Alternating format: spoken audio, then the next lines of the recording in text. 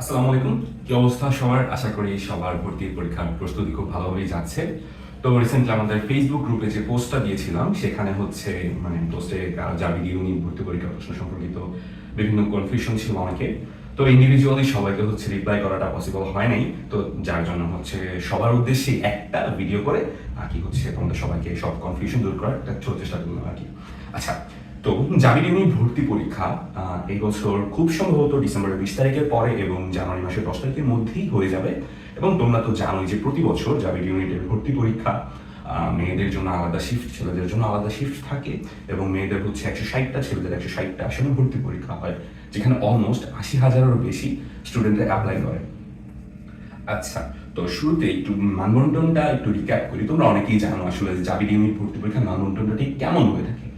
80 মার্কের মধ্যে এখানে থাকে হচ্ছে 22 মার্কের জুলজি, 22 মার্কের বোটানি, 24 মার্কের কেমিস্ট্রি এবং বাংলা, ইংলিশ, আইকিউ 4। এখানে থাকে হচ্ছে এখানে হচ্ছে 12 মার্ক। তো এই হচ্ছে 80 মার্কের টোটাল প্রস্তুতি।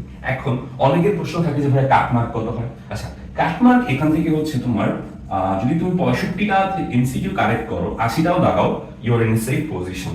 ওকে, সো তোমার টার্গেট যদি যেমন থাকে যে 65 থেকে 70টা এমসিকিউ কারেক্ট করা, এবং হ্যাঁ 80 থেকে 80টাই অ্যান্সার করবো। তো এটা গেল হচ্ছে কাটমার্ক প্রশ্ন ব্যাংকের প্রশ্নের মানবন্টন। এরপরে আসি হচ্ছে ভাই প্রস্তুতিটা কিভাবে নিব।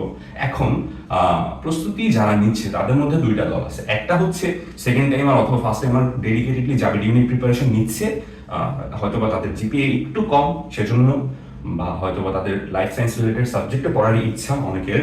আর সেকেন্ডলি যা হচ্ছে মেডিকেল ভর্তি পরীক্ষা যারা দিচ্ছে ব্যাকআপ প্ল্যান হিসেবেও জাবির ইউনিটকে রাখতেছে।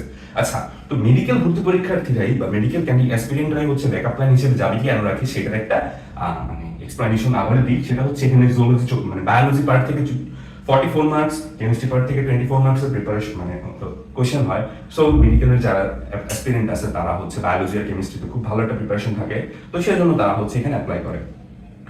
আর তোমরা যারা হচ্ছে ডেডিকেটেডলি জাবির প্রিপারেশন নিচ্ছ, তাদের জন্য আগে বলি, তোমরা প্রত্যেকটা অধ্যায় ভালোভাবে পড়বা, মেডিকেল স্ট্যান্ডার্ড দাগানো, ইউনিভার্সিটি স্ট্যান্ডার্ড দাগানো, প্রত্যেকটা ভালোভাবে পড়বা প্রথমে ফার্স্ট ইয়ার। তারপরে তোমার একটা অধ্যায় ভিত্তিক প্রশ্ন ব্যাংক নিবা। বাজারে কিন্তু জাবির ইউনিট বা যে কোনো বিশ্ববিদ্যালয় ভর্তি পরীক্ষার জন্য দুই টাইপের প্রশ্ন ব্যাংক থাকে। একটা হচ্ছে অধ্যায় ভিত্তিক প্রশ্ন ব্যাংক, মানে যেখানে হচ্ছে প্রত্যেকটা অধ্যায়ে সবগুলা বিগত বছর আসা প্রশ্ন। আর একটা হচ্ছে ডিরেক্ট বছর ভিত্তিক, মানে 2024-এ কি ধরনের প্রশ্ন, 24-এর প্রশ্নটা, 2023-এর প্রশ্নটা। আর একটা জিনিস তোমাদের হয়তো বা জানো, বা যারা জানো না তাদেরকে বলি, যে জাবিতে প্রতি বছর 10 শিফটে ভর্তি পরীক্ষা হয়। তো 10 শিফটে 10টা প্রশ্ন। তো তুমি যদি বছর ভিত্তিক প্রশ্ন ব্যাংকে একটা কিনো, তার সাথে কিন্তু অধ্যায় ভিত্তিক একটা লাগবে। সো তোমার যারা একদম ডেডিকেটেডলি জাবির ইউনিট প্রিপারেশন নিচ্ছ, তাদের কিন্তু এই দুইটা প্রশ্ন ব্যাংকই লাগবে। তো অধ্যায় ভিত্তিক প্রশ্ন ব্যাংকটা হচ্ছে কাদের? অধ্যায় ভিত্তিক প্রশ্ন ব্যাংক পাওয়া যায় অ্যাসপেক্টের ফার্মা নলেজে। তো অ্যাসপেক্ট যেটা, সেটা হচ্ছে অধ্যায় ভিত্তিক প্রশ্ন ব্যাংক। আর বছর ভিত্তিকের ক্ষেত্রে জয়কলি, পারাঙ্করি, এগুলা। এইগুলো হচ্ছে প্রশ্ন ব্যাংক কোনটা নিব সেটা। আচ্ছা, তো একটা অধ্যায় তুমি পড়লা ভালোভাবে, সেই অধ্যায়টা পড়ার পরে ওই অধ্যায় থেকে প্রশ্ন, ওই অধ্যায় থেকে জাবিতে ইউনিটে কি ধরনের প্রশ্ন এসেছে, কি কি প্রশ্ন এসেছে, সবগুলো প্রশ্ন তুমি একসাথে পেয়ে গেলা। ওই অধ্যায়টা থেকে জাবিতে কি ধরনের প্রশ্ন এসেছে এবং কি ধরনের প্রশ্ন আসতে পারে সেটার একটা ধারণা তুমি পাইলা। এবার তোমার কাজ হচ্ছে যে ধরনের প্রশ্ন আসছে সেই টপিকগুলা একবার অ্যানালাইসিস করলা। এখন ধরো একটা টপিক থেকে একটা প্রশ্ন আসছে, তার মানে পরে তোমার ভর্তি পরীক্ষার সময় ওই ওই একই প্রশ্নটা যে আসবে এরকম কিন্তু না, বাট ওই টপিকটা থেকে প্রশ্ন আসার সম্ভাবনা 90%। আর যেহেতু আগেই বলছি 10 শিফটের পরীক্ষা হচ্ছে, তো প্রতি শিফটে একই প্রশ্ন আসবে না। ধরো এক শিফটে যে প্রশ্নটা আসছে ওই সেম টপিকটা থেকে অন্য একটা শিফটে প্রশ্ন আসবে।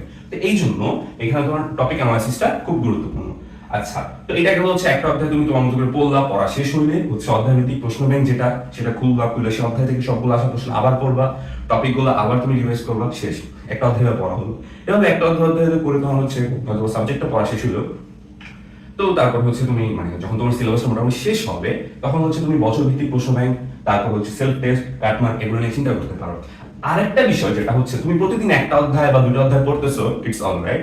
তার পাশাপাশি তুমি জানো মেক শিওর করবা একটা।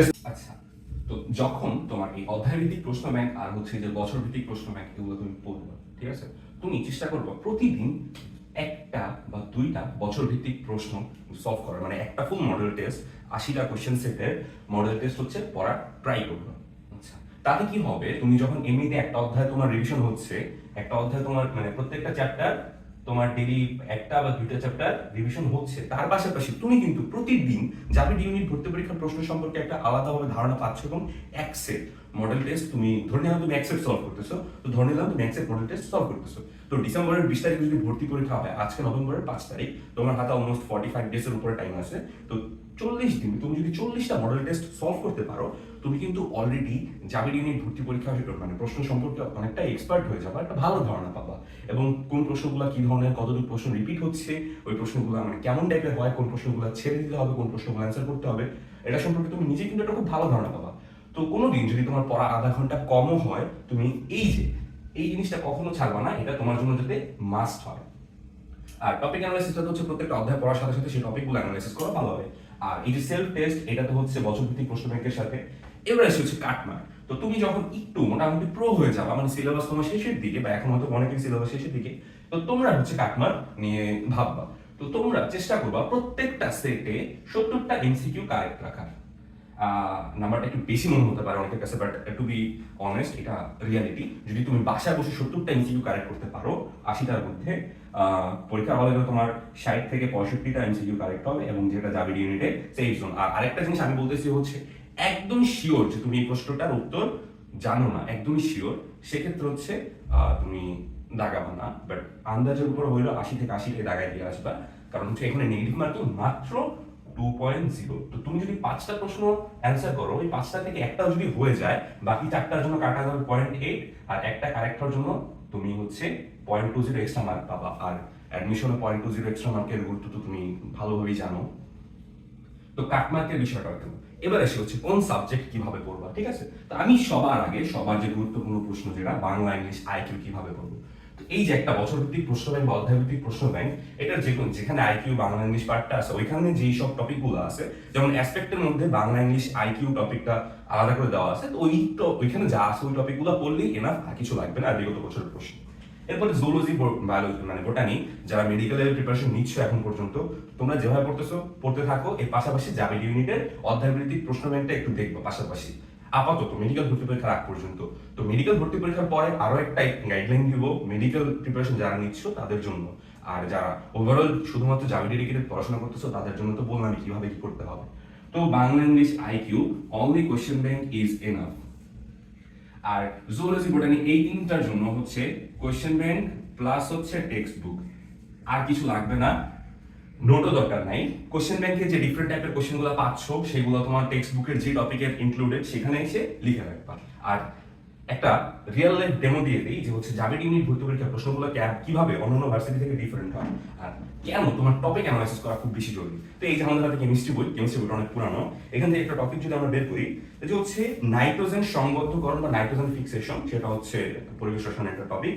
তো আমরা জানি যে নাইট্রোজেন সংবর্ধন বা নাইট্রোজেন ফিক্সেশনের হচ্ছে অনেকগুলো পদ্ধতি আছে, যেমন হচ্ছে হেবার পদ্ধতি, যেটা হচ্ছে কি অ্যামোনিয়া সংশ্লেষ, আর অসওয়াল্ড পদ্ধতি।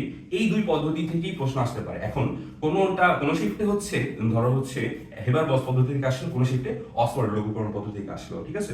এখন হেবার পদ্ধতি থেকে যদি প্রশ্ন আসে, হয়তো বা সেখানে থাকবে যে হচ্ছে হেবার পদ্ধতিতে হচ্ছে অ্যামোনিয়া সংশ্লেষণের জন্য তাপমাত্রা কত, প্রভাবক কত, তারপর হচ্ছে প্রভাবক কে, চাপ কত রাখা হয়, এই জিনিসগুলো আসবে।